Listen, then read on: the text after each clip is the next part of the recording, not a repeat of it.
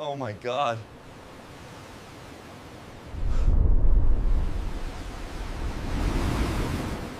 Hey everybody, this is Tushar.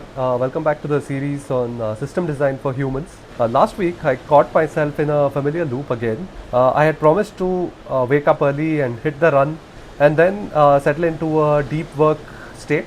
But instead, I hit snooze.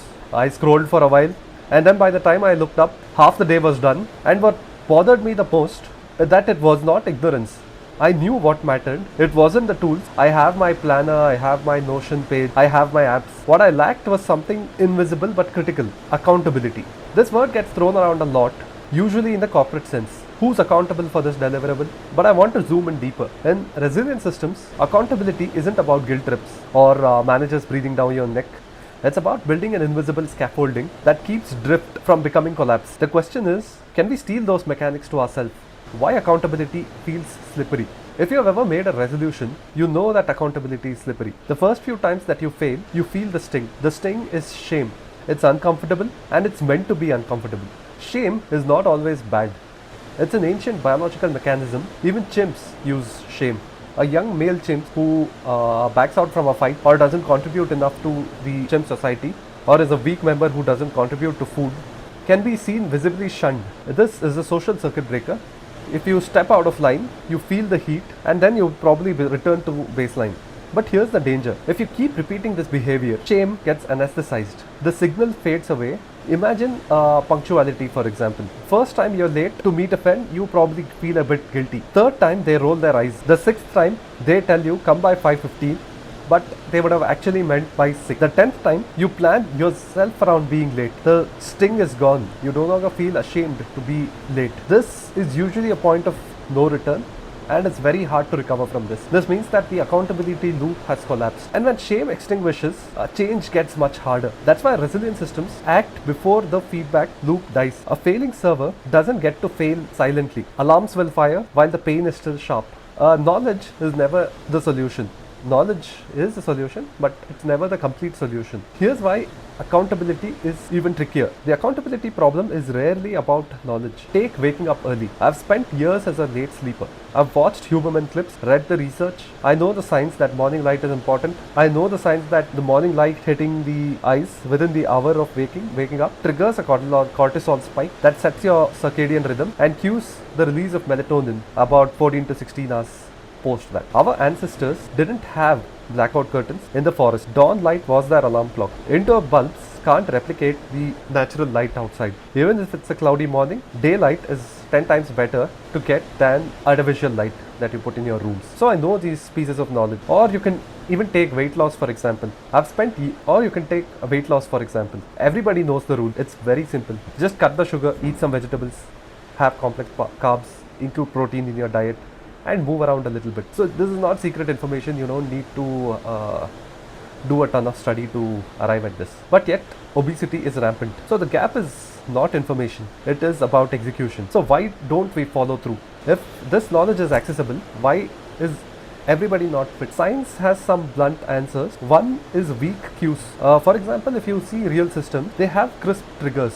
For example, at 100 failures, you trigger the circuit breaker. Humans operate on mushy vibe. After coffee, maybe I'll go for a run. Without a hard if-then, execution will slip. Psychologists call to fix implementation intentions. If the alarm goes off at 6:30, the feet has to hit the floor. Curtains will open, and we have to step into the balcony immediately. There should be no in the moment decision. These things should just flow through automatically.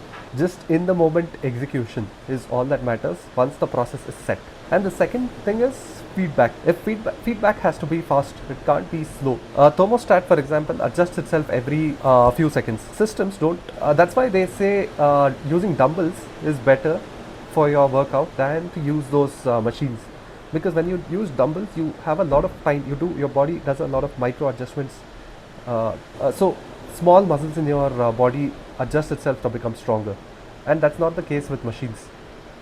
In machines, it's the same movement and there is no real feedback that's going on. So your overall core strength is not going to improve with machines. So in life, We need those tiny micro feedbacks that will act as tiny course corrections. So the drift will not grow deep. Third, the stakes are invisible. You miss a workout and nothing's going to happen. Systems don't allow that. They wire the pain immediately. Alerts, fines, failing build, red alert. Humans need visible stakes too. Like if a buddy is waiting for you at the track or a public log that shows up when you. Third, the stakes are invisible. You miss a workout and nothing's going to happen. Systems don't allow that. They wire immediate pain, alerts, fines, or with failing builds or something. Humans need visible stakes too. Like somebody is waiting for you, or you have a public log that is displaying everything. So these public accountability is very important. Fourth is that biology collect. You can brute force waking up at 5 a.m. for a week, but without the sleep hygiene, your body will eventually run out of the willpower, and psychology will win. So you will very soon start waking up at 8 or 9 again, because over the long period, willpower is not going to be enough. So building reliable systems becomes very critical. Reliable systems don't depend on your mood. They wire the preconditions in so the system enforces itself. Let's come back to shame for a moment. We think of it as toxic, but in the right dose, it's a very powerful accountability mechanism or an accountability signal. Think of someone asking for money. At first, they feel awkward, their cheeks flush, but by the 10th time, there is no more sting left, and the habit kind of becomes permanent. They don't feel the shame when they're continuously asking you for money or something. That shame bone is now dissolved, and the habit has become permanent. This is why interventions must happen early, before the nervous system normalizes failure. Used well, shame is an alerting system that can keep us aligned. Ignore it for too long and you will lose the warning signals. That is when accountability structures must step in to create that signal artificially through log, public commitments, or external observers. Naval Ravikant had a great line about accountability. He said specific knowledge, leverage, and accountability are the three pillars of wealth. Specific knowledge makes you irreplaceable. Leverage multiplies your work, and the willingness to put your name on things, that is accountability. This is what converts the potential into reality. Why? Because when your name is visible, you can't hide anymore. It forces the consistency. That visibility is a system, and it's no longer a character trait. So you're forced to be better. And here's the paradox. We already live most of our life by submitting to systems. Traffic lights, auto debit, TDS, the tax deducted at source, religion for meaning, law and order. These are all frameworks that we've agreed to and just follow it. We've outsourced them, and we just completely submit to them and follow them. Because making these micro decisions every day is exhausting. Nobody negotiates with a traffic light. If it's green, you go. If it's red, you stop. So why not design a personal system? A micro system for basics like waking up early, workouts, shipping work, and then fully submit to it. Not decide every day whether I should do this or not. The cost, of course, is freedom. Not the freedom to do anything, but the freedom to not do something. Sartre said man is condemned to be free, as if freedom is a bad thing. In modern life, freedom looks like a bunch of micro decisions that you have to make every day. Whether you scroll or sleep, whether you want to order or cook something, should you accept a new project. The real power is not indulging in yourself in these multitude of micro decisions, but renunciation. When I say renunciation, it's not about I'm not being spiritual or anything. It's like you're choosing not to do something. That's a different kind of freedom. That is strength. It's like a monster who decides to not destroy. So, which is a strength. We can do anything, but we shouldn't. And it's on us. So these personalized systems will let us do this with clarity. Freedom becomes the capacity for restraint. Freedom becomes capacity restrained by commitment. And ironically, you feel more free once you've submitted to the system, because the exhausting micro decisions will disappear.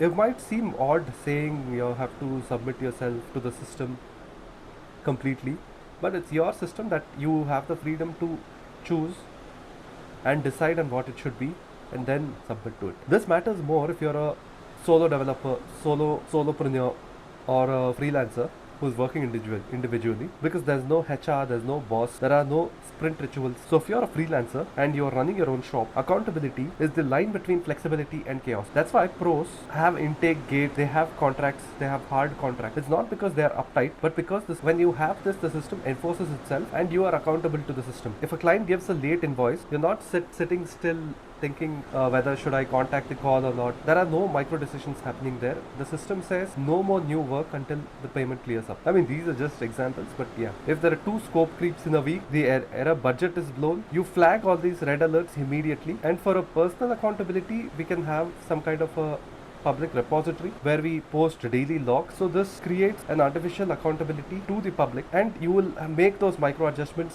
unconsciously. Corporates use this instinctively.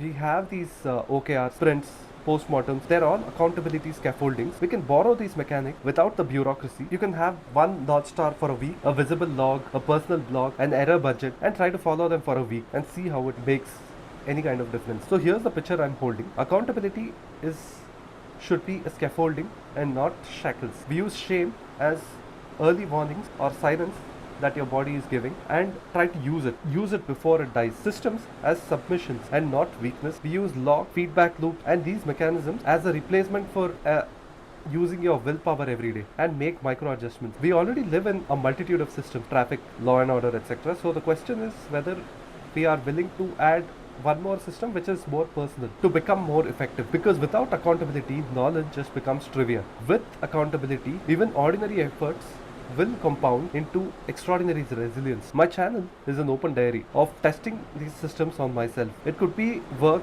it could be fitness, or any side project. You can apply these systems, or even in your personal life as well. If you try this, let me know in the comments what is one place where your shame signal is about to die. We can revive that, and name something that is where your shame signal is still very active, and think about how you want to rebuild the feedback loop. This channel is an open diary. I'm testing these patterns on myself, on my personal pain points. It could be your projects, your work, fitness, or your personal life. If this resonates, let me know in the comments, or you can contact me on Instagram and we can set up a call to understand your system. In the next video, I will talk about language and why language is so important in a topic called domain driven design, where we try to understand how to set precise language to set up these systems. So until then, thank you.